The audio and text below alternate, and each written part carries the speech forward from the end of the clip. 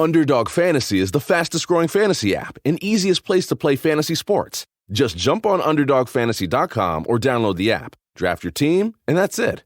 And if drafts aren't your thing, they also have a pick'em game where you can win 20 times your money in a single night. Use promo code RADIO, and Underdog will double your first deposit when you sign up with up to $100 in bonus cash. Deposit $100, get $100 free. That's promo code RADIO.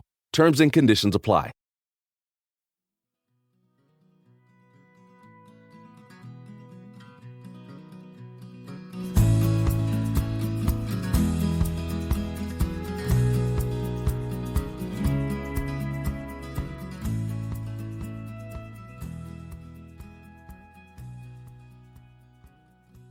Hey folks, welcome to the Adventure Sports Podcast. I'm your host, Mason.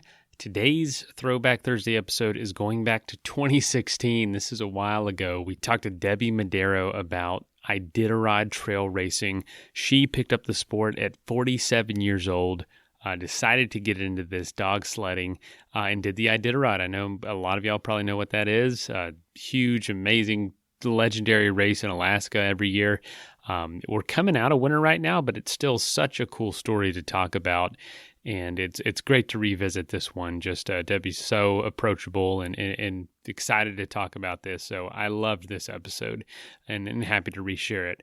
And again, as a reminder, I'm going to be in Denver this weekend premiering a film. Oh, not premiering, it's going to be a tour now. We're taking the film on tour, Journey to 100, about one of the Adventure Sports Podcast alumni, Jason Hardrath, his journey to 100 fastest known times. We have a film. Come hang out. There's going to be free Athletic Brewing beer, non-alcoholic craft beer, that is, as well as Q&As. We're going to have about $1,000 worth of giveaways. So links in the show notes. If you want to get tickets, they're $10. We have already given out the free tickets. We had 2 free tickets to give out. And then the following weekend we'll be in Portland and then Seattle. So if you want to meet me, want to hear about, from a guest, see a film, hang out, I'd love to have you there. So that will be in Golden, Colorado this weekend at the American Mountaineering Center, downtown Golden, right outside of Denver. And would love to see you. All right, let's go ahead and jump in.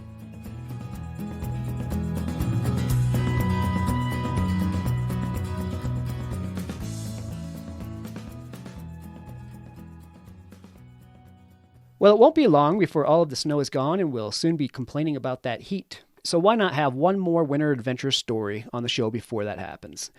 Debbie Moderow moved to Alaska in 1979 to pursue mountain climbing. But after adopting an Alaskan husky named Salt, she and her family quickly discovered a love for another sport involving these wonderful animals.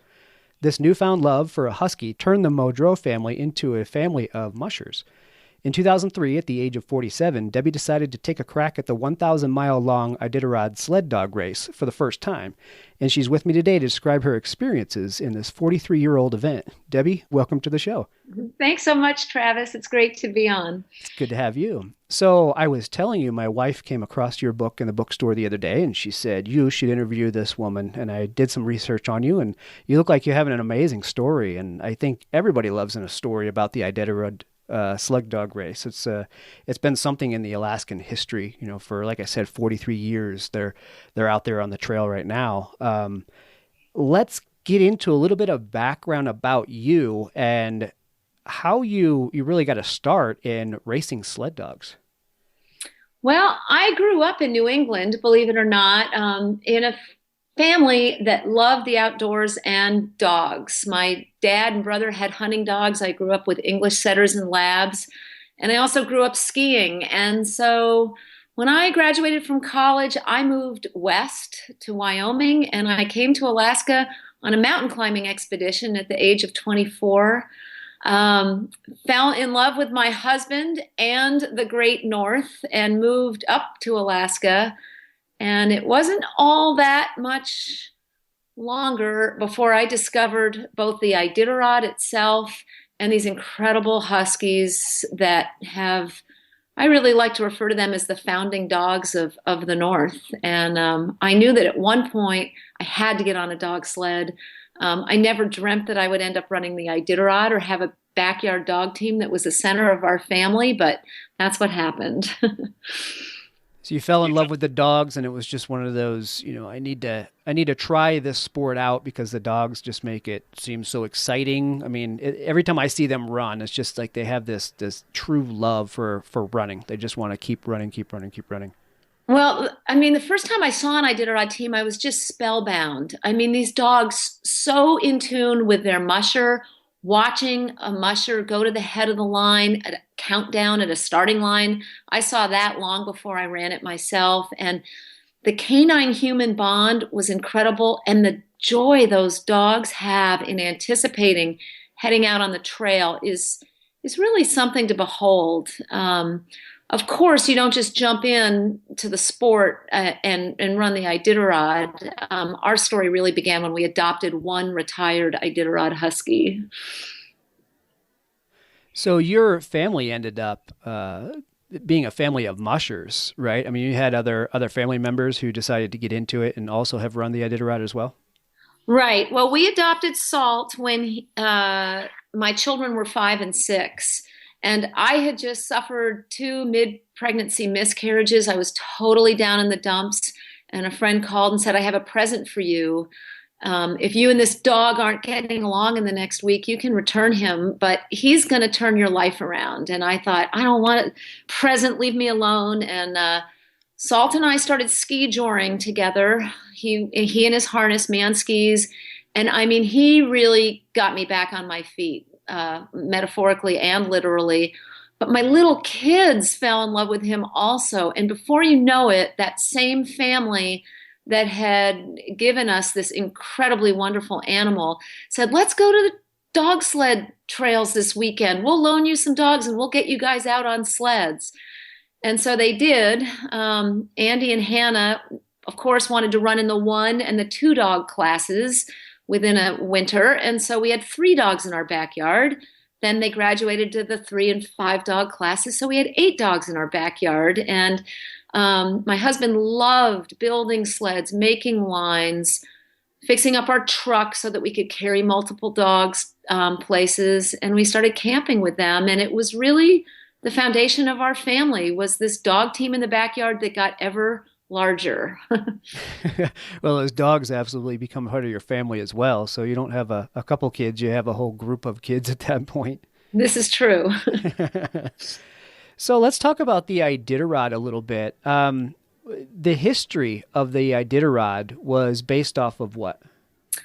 Well, a man called Joe Reddington and a group of his close friends wanted to honor the trail, first and foremost, that went across the state of Alaska that had been used for hauling freight, the mail trail during the gold rush days, the trail that had really linked the villages. Some people refer to it as the frozen trail. The fact was, in the early 20th century, you couldn't get from place to place in Alaska in winter, in terms of the interior anyway, without a dog team. And so Joe Reddington wanted to honor the trail and the dogs that had used it.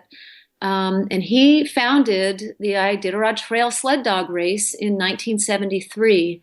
The race has progressed over many years. It has become, way shorter. The record that Dallas Seavey established this week is 8 days and some hours. I think the first finisher finished in 20 days or something like that. So it's gotten much faster, much more competitive. But every year, the first Saturday of March, most Alaskans know that it's Iditarod Day. And if you're in the sport at all, it's kind of like the axis on the calendar. It's the day of the year when the big race sets out. It's like the Super Bowl day. That's just what you happen to be doing. You may not even be into football. You just happen to be doing the Super Bowl day. That's right. That's right. Yeah, I saw that Dallas Seavey had won this year, and I was just researching a little bit of the stats in the current race. And, it's amazing. There were 72 mushers out there, and I was blown away by the variation in times that these guys have. Dallas and the front runners finished 2 days ago, and there's still 28 mushers out on the trail even right now, and that's a pretty big variation in teams. Well, like a big marathon event, Iditarod draws an extremely competitive crowd at the front. We have a family pool every year, and it's hard. We name who we think are going to come in the top 10, and I think all of us are pretty much looking at 30 names that could do that. Iditarod is also interesting because the age range. Dallas is in his 20s, but there's some highly competitive mushers in their 60s in the top 10. Wisdom really matters. The number of times you've traveled that route, the more years you've had with dogs, the more you know. And so it's not like most sports when once you get into your mid 30s, you're kind of all washed up. It's not that way at all. Dallas is absolutely the exception. As a young man, he's won 4 times. So he's really taking the sport by storm. Yeah, that's cool.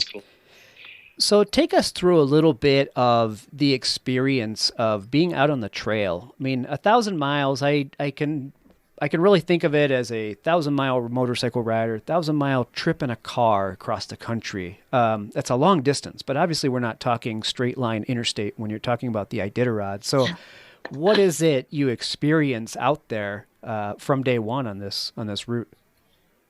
Well, if I could back up to a teeny bit before day one, the specter of 1,000 miles alters your entire year before you go. I mean, that is a long way. And what it really means is you have to train for a running, resting cadence that you and the dogs can deal with efficiently and very happily. And that is a very tricky business because there are a million different ways to do it. The trail itself, the first 200 to 300 miles goes over the Alaska Range, which is the home range for Denali, the highest peak in North America. There's very technical mountainous terrain that you have to get over the first third of the race. Second third of the race is essentially on the river system, lots of miles on the Yukon River. Does give you a chance to recover physically a little bit from what can be a real thrashing in the mountain range. But the wind on the Yukon, the cold on the Yukon can be very daunting. And then you get to the coast and it's a whole different scene out there. You're going through communities that live right on the edge of the sea. You're on and off sea ice. The wind whistles. You hear it. You smell salt in the air. It's a totally different experience than running through the interior of Alaska. And you really are tasked with meeting whatever challenge comes your way. And of course, Alaska throws weather patterns at you and temperatures and trail conditions that can vary tremendously from one moment to the next. So how do they run checkpoints? Because you have to make sure you get to certain checkpoints throughout the race for them to keep track of you. And I'm sure I would assume you have rest points where you have mandatory rest. Is that right? Right. So the traditional Iditarod Trail has 22 checkpoints. And we send out provisions for ourselves and our dogs before the race begins to each of those checkpoints. So dog food, dog booties, your own human food that you're going to eat, massage ointment, anything you would need to care for the dogs, that's all waiting for you. But that's really the blueprint for your race. You're required to stop in checkpoints long enough to sign in and out. And at most checkpoints, veterinarians will go over your entire team of dogs. So you stay long enough for that purpose. Some people camp a lot between checkpoints. Other people choose to camp in the checkpoints. There's benefits to both. And that's pretty much how it works. You start with 16 dogs these days, and you can drop a dog, meaning you can leave it in the hands of veterinarians at a checkpoint to be flown home. That dog might not be into it emotionally. It might be a female in heat that's disrupting your team. It might be the wear and tear of the trail, a sore wrist or shoulder, something like that. But dog care is front and center of each one of those checkpoints. Okay. Well, speaking of dogs, it's got to be amazing to be a human being working with a team of animals. Like we said, it's your family, but you can't be in the mines and you can't sit there and have a conversation with these animals. And sometimes they make their own decisions, right? So I understand that your first attempt in 2003 went well until you got very close to the finish line. Tell us the story about that. That's right. Well, my motivation to run was to go on the ultimate journey with my dogs. That was it. I mean, the only reason I went was for the dogs. And I'd come off these incredible years with our kids and our dogs, and we'd all had so much fun together. And my first Iditarod, of course, I had a lot to learn. You don't practice a 1,000-mile run by going on a 1,000-mile run. You just don't. You do everything you can prepare, everything you can do to prepare, and then you go out there. And our run was going pretty well until we got to the coast. And when we left the checkpoint of Shaktoolik, which is the checkpoint that leads you to Koyuk across a 30-mile sea ice crossing, my dogs got completely intimidated by this white ice landscape. The wind was whipping, as it often does. There's that smell of salt in the air. And they sat down and in a very theatrical way told me there was no way they were going another step. I could have sawed my leg off and I wouldn't have been as disheartened as I was by the broken bond with my dogs. I was devastated, and I train and run only on positive reinforcement and encouragement. I have a lot of patience with animals, and I'd never asked them to do anything they didn't want to do before. And so when they didn't want to do it, I had a very bad time or unsuccessful time convincing them that we were only a few days away from the finish. So we called it quits and flew to Nome instead of ran there on our own feet or on their feet. And if you could only communicate with them.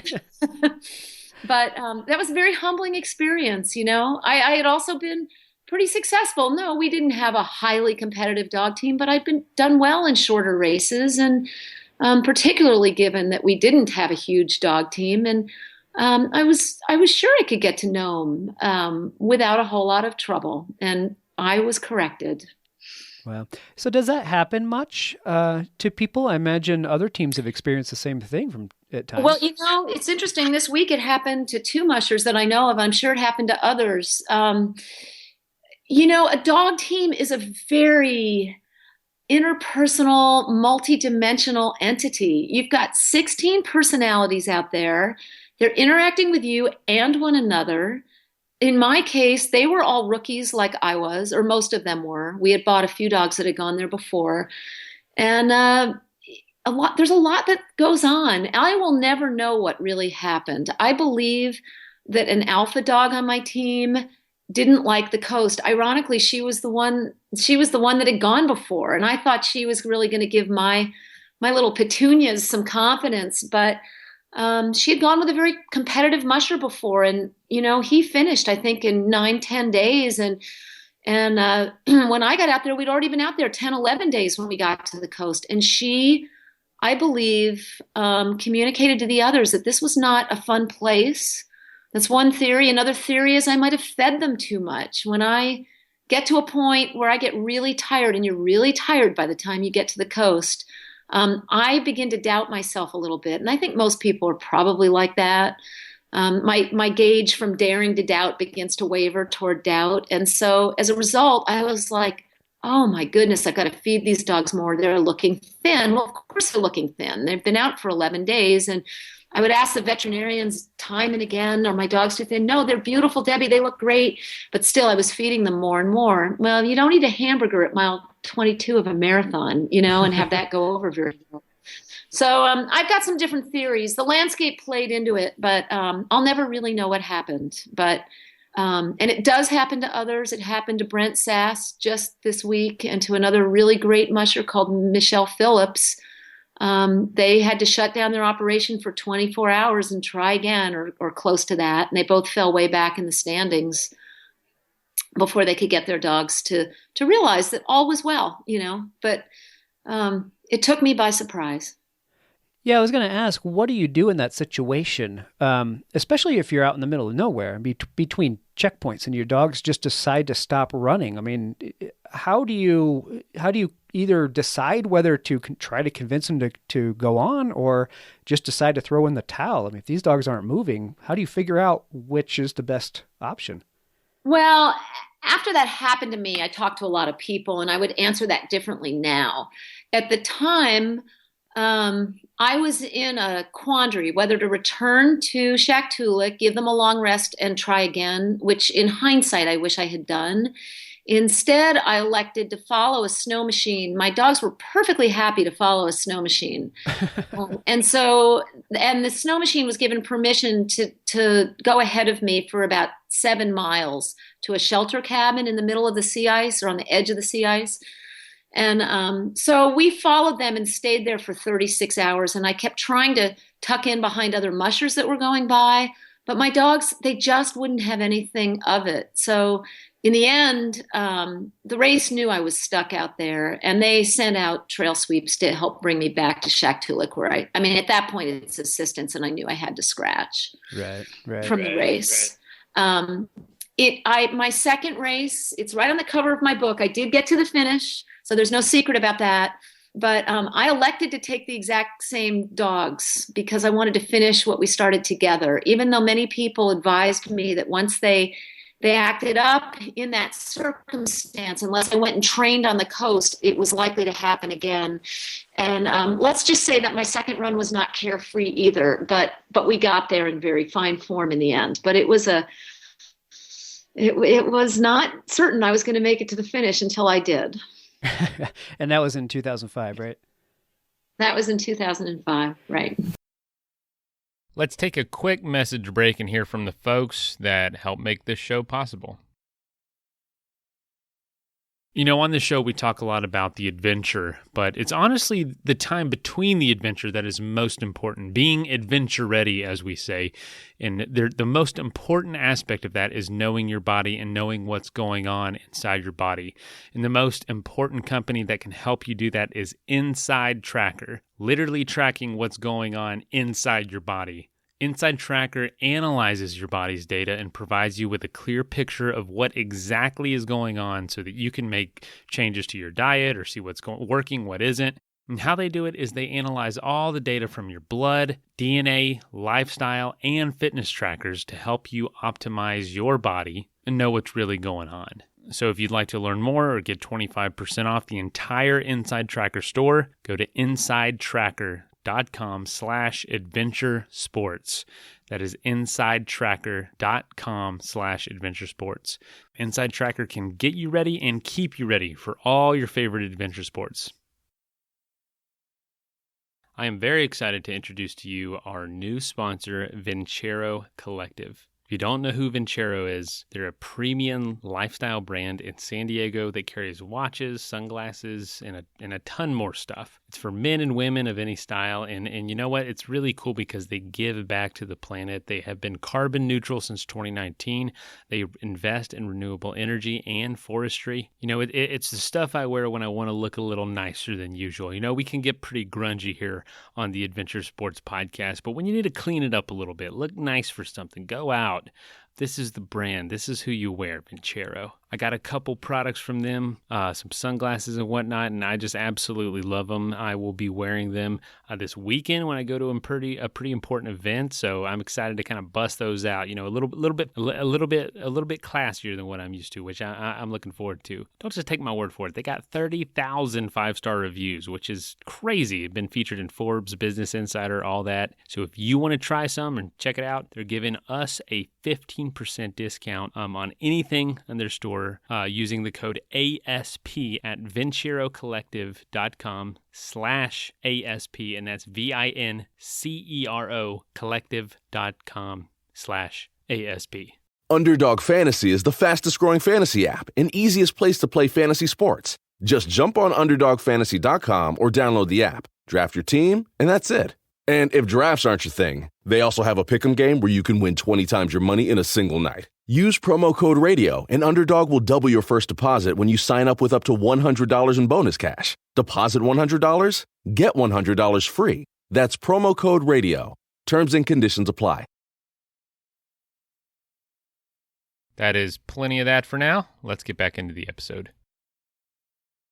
So this is probably a dumb question when I'm talking to a musher, but do you remember the time that you finished in? You know what? I don't even know what place I came in, but the incredible part of my finish was that I have been an athlete all my life, and I've held myself to really high standards. And my Iditarod journey was messy. Both of my races were. The second one went way, way better, but it wasn't all pretty. And yet, when I got to that finish line, that was the most satisfying moment of my life. And I can't imagine there will be one more satisfying. And I think it was because I knew I had changed, and I really understood a little bit more about what success really entailed, instead of holding myself to some perfectionistic standard that I think you can't always control. And I learned that I wasn't fully in control, and I had to get creative. And really, the lessons on the trail weren't right there at the finish. They were in the struggle along the way. Yeah, that's got to be amazing, a learning experience. It sounds like one of your dogs behind you right now, yeah? Yeah, one of my leaders is behind me right now. Very He just cool. stood up and shook. I could tell. So aside from dogs just deciding they don't want to run, what's a fun story about a time when things didn't quite go as planned on one of these? Oh, mushing, there are lots of those. Mushing a team of dogs. I guess what I can describe most is there's one series of miles in my second race. I left Rainy Pass, which is high in the mountain range, one morning at 7 a.m. And I had taken a complete thrashing the day before on the cliffs of the Happy River Steps. I'd bent my sled. I'd bloodied up my face. I was mortified but determined, because a very major landmark called Dalzell Gorge was coming on the next run. And I left early that morning, and we went high up on this mountain pass, and everything was so beautiful. And the dogs were trotting in this perfect cadence, and I called out each dog's name, and they looked back at me. And it was one of those high moments in life that I just will never forget. I couldn't believe that after all those years, the family and everything else, I had come to this place with my dogs. And then the trail started going downhill. So here I'm off this, epitome of joy moment. And a helicopter comes up behind me. And we went through these gnarly side hills, and then we started snaking around trees. There were huge holes in the trail, and I kept tipping over into one after the other after the other. And I realized that this helicopter was filming me. And I became more and more furious that I was what they were looking for, because I knew the front runners of the race were a couple hundred miles ahead. And I thought, I know what they want. They want to see me go off the steep drop off into the Dalzell Gorge. And sure enough, my dogs disappear over this cliff, 2 by 2 by 2. And I think, I am going to stay on my feet.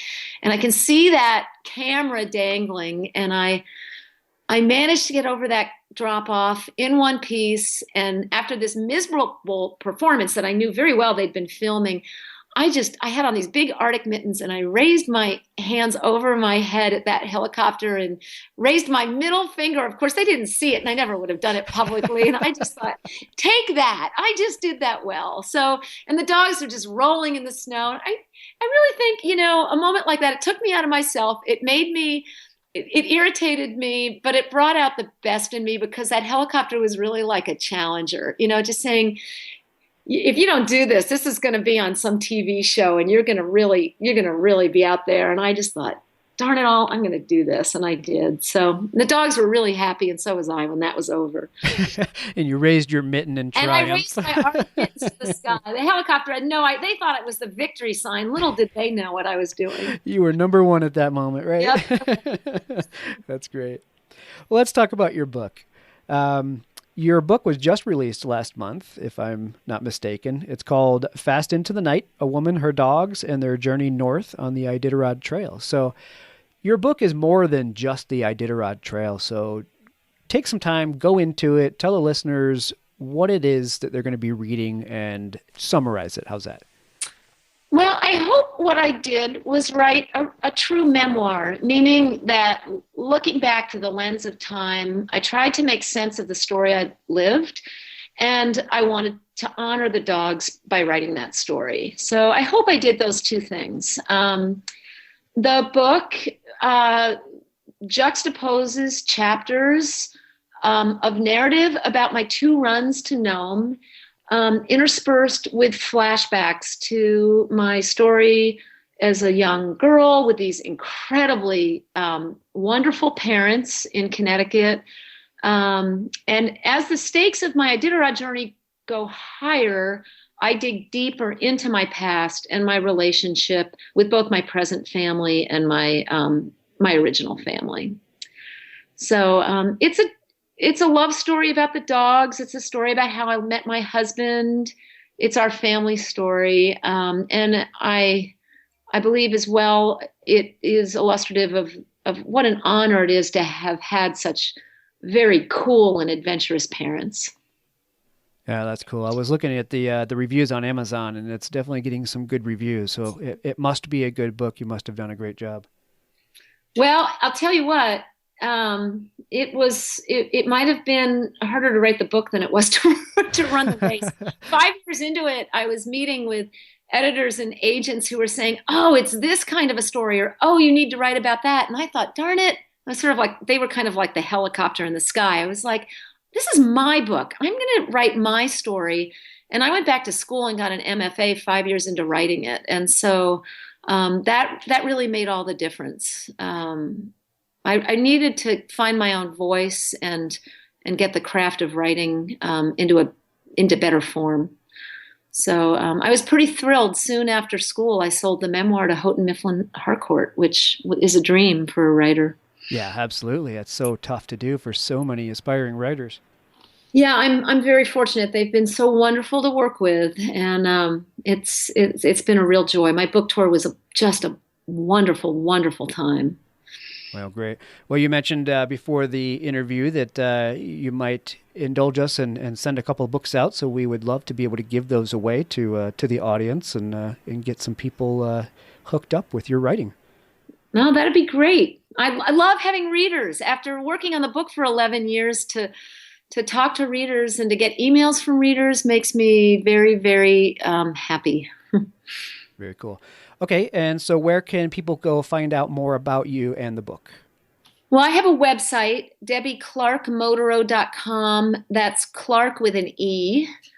You can buy the book through Amazon or through your independent bookstore right off my website, or go to your own bookstore and ask for it. Hopefully they'll have it. And my website, my Facebook page link, and my Instagram link are right on my website. So the website's really the best place to go. I do blog a couple times a month, and there's a newsletter sign up on my website, so you can get my blogs by email, and or you can see them on the website. I put pictures into the newsletter as well. Okay, great. Well, as usual, we'll get your website linked up on the AdventureSportsPodcast.com site so that people can find it easily and find their way to you and your book. Well, that would be great. Yeah. Thanks so much. So let's talk about motivation to do all this. This is not an easy task to take on, 1,000-mile sled dog race. Where do you draw your motivation from to go through all the training and the preparation to do these? Well, in the case of Iditarod, my motivation came from the dogs. You know, I had done 200 and 300-mile races, but I'm very committed to the love of the Alaskan wilderness. Those of us lucky enough to live up here understand there are very high stakes in this wilderness, but to travel through it with your 16 best sled dog friends is really the honor of a lifetime. And I realized, it is in my book, my son ran Iditarod between high school and college. And at the finish line, he said to me, "Mom, you have to do this." And I was such a mom. I never, ever would have put my mushing ahead of Andy or Hannah's, our children, while they were at home. Mark wouldn't have either, my husband. But when my 18-year-old son said that to me, and I knew I was looking at the empty nest, I thought, I'll do that. We've got 22 dogs in the backyard, and this is the ultimate chance. And I realized I was incredibly fortunate to have that chance. So it almost felt wrong not to take advantage of that really incredible opportunity. And by the same token, by the time I got done with what turned into a 2,000-mile Iditarod, I felt like it would be really selfish not to write a book. I felt like I needed to share it because it was such a big experience. And then if I kept it all to myself, I felt like that was wrong. So immediately Andy handed me this legacy to run Iditarod. And before I crossed underneath the Burled Arch finish line in Nome, I knew I was going to write a book. I knew it because I wanted to give something back. So would you think about, or do you have any plans on doing another one? No, I don't. My new adventure, I mean, we have 26 dogs in the backyard now. We do go on trips with them. We love working with them, taking other people out with them. But my new adventure, and I guess I define adventure as sort of being on the cusp of something I'm not sure I can do. I really want to write about interacting with other species in the context of climate change, which is so evident where we live. And so I'm really hoping to write another book that does include sled dogs and possibly interactions with other species like migratory birds. The landscape up here is changing in front of our eyes. It's not subtle at all. And to retrace my steps back through landscapes I've traveled in the last 20 years with dogs and otherwise is, I think, where I want to go now with my writing. And I think I will return with dogs to some of those places and have it be part of the project. Well, that's admirable. Well, we'll see. This is one of those things, It's a good goal, at least. I like it. Goals are one thing, getting there is another. Yeah, there's no doubt about that. So I was curious, the ratio of men to women from what you've seen running this race, what would you say it is? There's a statistic out there. I don't know it. There's way more men in Iditarod than women, but the women do really well. Our sport is one of the few that is really and truly gender blind.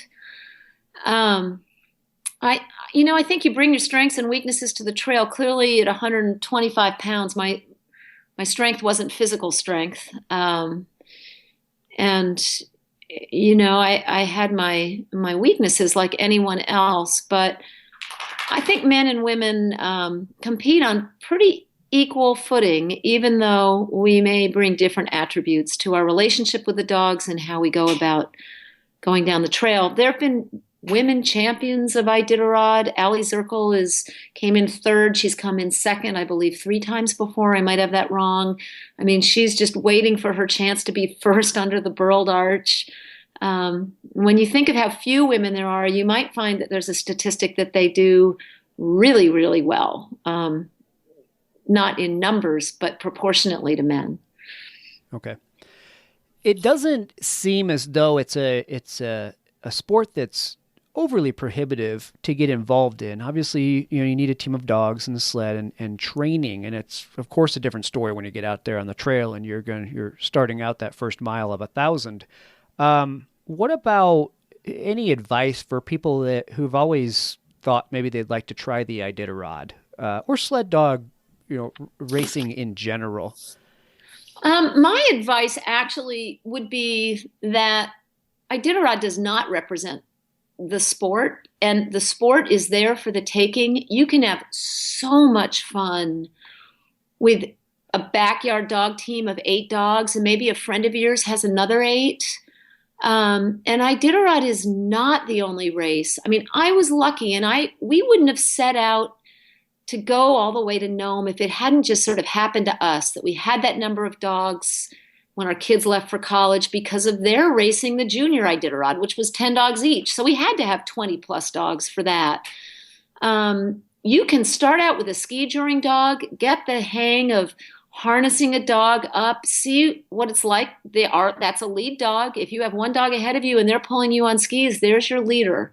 He doesn't have any teammates alongside him or her. That dog would probably do really well in front of a team of 4 or 5 dogs. And you can go anywhere with a 6, 7, 8 dog team.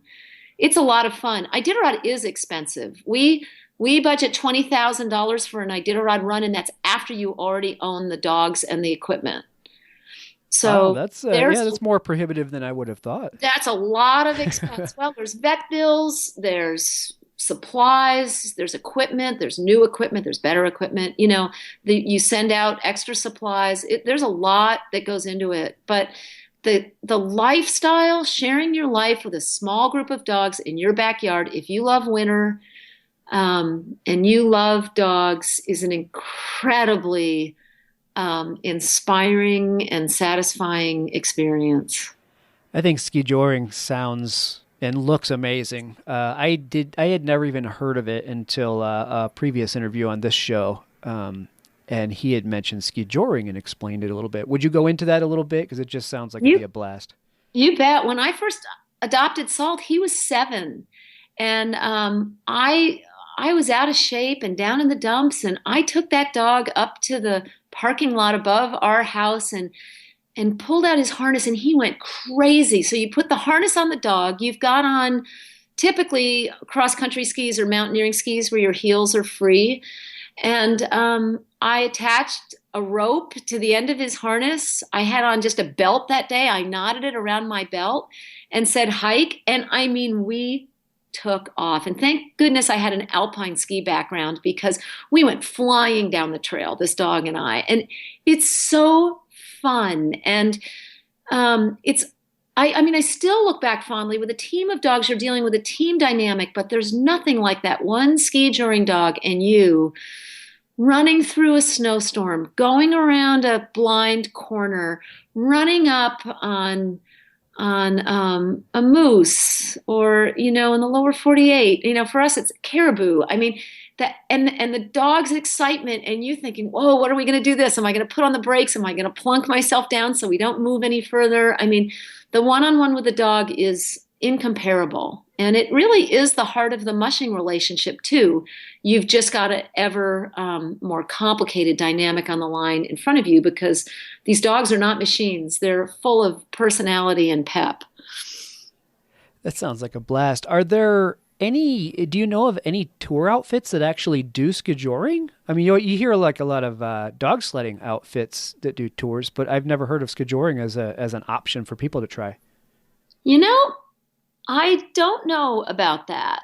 I bet they exist, but that's a really good question, and I've never been asked that question before. I'm just thinking of things I would like to try, and that would be one of them for sure. Maybe that's what we should do next. Take people out ski joring. That's you a really should. And then invite me up. Right. Yeah, that sounds like a blast. Well, I saw video of you as I was researching you a little bit, and you're actually being pulled on an ATV by the dogs. And I assume you were out running and training them. And I thought, wow, my son, my 12-year-old son, would absolutely love the idea of that. He loves ATVs and he loves dogs. So what could be better than that? Right. Well, that's how we start training every year. Our training starts usually in August. It's good if it's 50 degrees or less. And we hook our team up to an ATV as if it was a sled, and then we drive the dogs through their early miles of the season. We hope for October snow, but sometimes the ATV season goes on for a while. It's good and cold, if it's colder than 10 below, to sit on one of those machines. It's not my favorite thing to do, but the dogs love it, and they get in really good shape pulling those machines. I'm sure. Better for a 12-year-old boy. That's right. I probably shouldn't have said that. I'll probably be bugged to buy a team of dogs and an ATV at this point. And you better watch out if you get one dog for ski joring. It's a slippery slope after that. Yeah, I'll bet. That's what I was thinking. I could limit it to one dog and we could still have fun. So let's go into a fun story. We talked about the things that could go wrong. How about things that it was just a completely amazing experience out there behind a team of dogs? Oh, there's so many of them. I'm writing an article right now about your first run and what it's like to step on the runners for the first time. And in my case, we had adopted Salt, and of course, I have this competitive ski background behind me. And the person who gave us Salt, he was an Iditarod musher.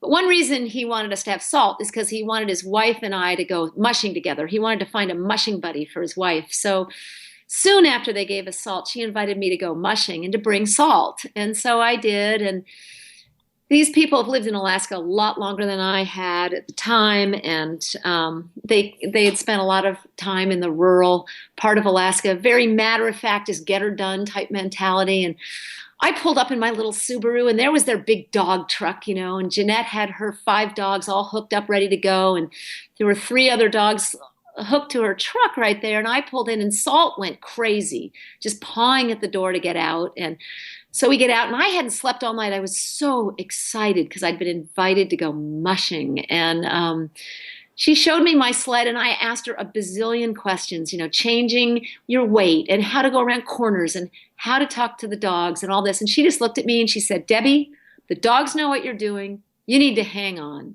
And within about 2 minutes, Salt was in lead with one of her dogs who was jumping 10 feet high in the air. There were 2 dogs barking behind. She took off and said, "Pull that slip knot and follow me." And off we went. And I was terrified. I hardly knew where the brake was. I didn't know what I was doing, I'm sure. And of course, I hesitated with my typical paralysis at the moment of watching her go. And I had to pull the slip knot and figure out how to hold on to the handlebars and go. And I managed to undo the knot. We got going. I fell over at the first corner. It was drug on my belly for a while, and finally the dog stopped, and I looked up, and of course she had seen me coming and had stopped our team, and my dogs had run around hers, and she just looked at me and said, "Well, good job, stand up, we're going to go some more." And we did. And I think before that first run was over, I was just totally infatuated with the sport. I mean, I did find my balance. The dogs got into this cadence where they can go forever, and we were slipping in and out of the shadows of this birch forest and going around curves. And I was already in love with Salt, and those other dogs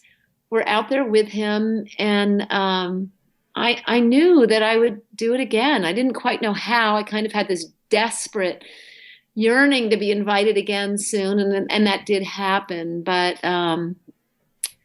the beauty of it, the beauty of connecting with another species to move down a trail, and even on that first run, I was thrashing around. It wasn't all easy. It wasn't all pretty, and it was so much fun. And at the end, I remember we get close to the trucks again, to this big parking area, and there are all these big mushers putting out 20 dog teams, and here I come bumping along behind Jeanette. I had no idea how competitive those dogs would feel when we got to the parking lot.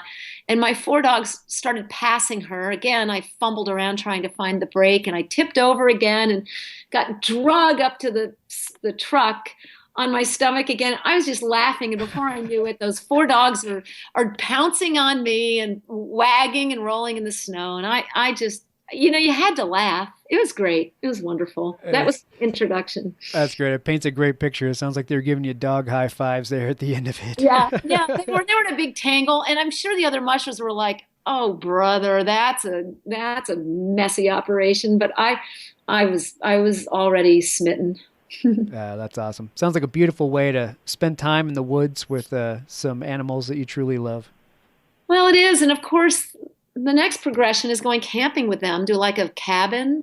And then you're putting out straw for them and feeding them 3 times a day and going on runs with them, exploring new trails, coming back to the cabin at night, cooking them meals, sitting around a bonfire right near them, going to bed, listening to them howl at night. I mean, that's being out on the trail with a team of dogs with our young family. We did that every spring break for years. That's when we stopped coming to Colorado skiing.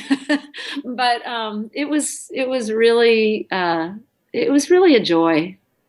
Oh, that sounds awesome. You got my attention there because that's, anytime where I can pack something up, whether it be a backpack or load up a motorcycle or sounds like load up a sled dog team and a sled to go do multiple overnights back in the mountains would be an amazing trip to do with these guys. It's pretty great. And it's pretty great to see the trail through their eyes. If there's a wild animal ahead, you know it because they raise their necks and their ears get taller and their tails might get puffed up. So you're coming up on something, and so you get to know your dog so well that you know what's coming through them and through your relationship with them. Yeah. And so it's a really fun, it's a very enlightening way to move through a wilderness in the winter. Yeah, I can imagine. Well, you paint a beautiful picture. Debbie, I appreciate you coming on and sharing a little bit of dog sledding and skijoring and telling us about your book. It sounds like an amazing story, and I really do look forward to reading it myself. Well, thanks so much. And I, like I said, I just wanted to celebrate these incredible dogs and share their world as best I could. Well, we look forward to it. I appreciate your time, and you take care and have a good evening then. Well, thanks so much for having me on your show. My pleasure. First of all, thank you so much for listening. It means the world to us that you choose to listen to the show. If you'd like to help us further, you can leave a review on iTunes, share us with your friends, your family. It goes a long way to growing the show. You can also support us financially through patreon.com/adventuresportspodcast. Link is in the show notes. And also, if you have an idea of who could be a good guest for the show, we're always looking for people to tell their story about the outdoors or adventure. So if you know someone, please reach out. Email us at info@adventuresportspodcast.com. And until then, get out there and have some fun.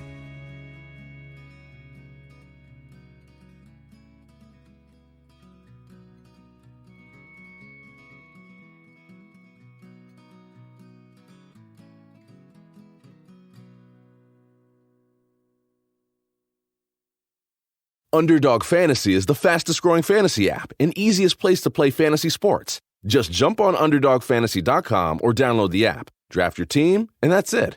And if drafts aren't your thing, they also have a pick'em game where you can win 20 times your money in a single night. Use promo code RADIO, and Underdog will double your first deposit when you sign up with up to $100 in bonus cash. Deposit $100, get $100 free. That's promo code RADIO.